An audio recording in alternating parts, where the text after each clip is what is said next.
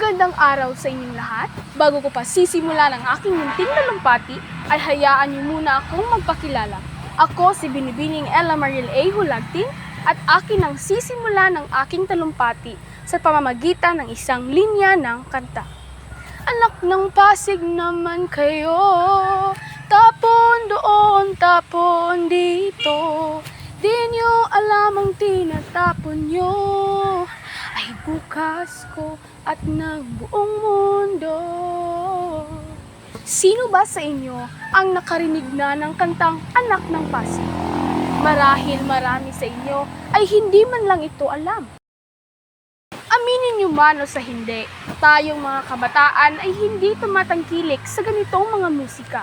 Kay ingnon rakag, pag sure uy, concern kas environment, wa ka kuyapit, pagtatawanan ka pa, di ba?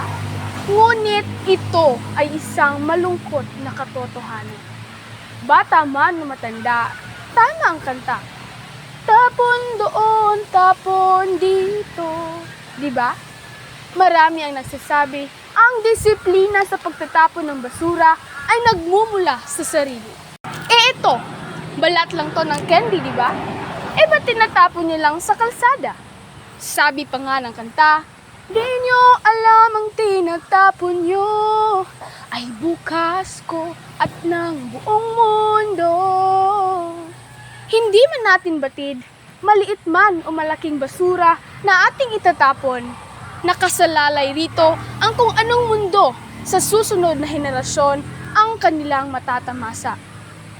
Sana ay pagkatapos ng talumpating ito, laanan nyo ng panahon at pakinggan ang kantang Anak ng Pasig. Huwag puro, minumulto na ko ng damdamin ko, ng damdamin ko.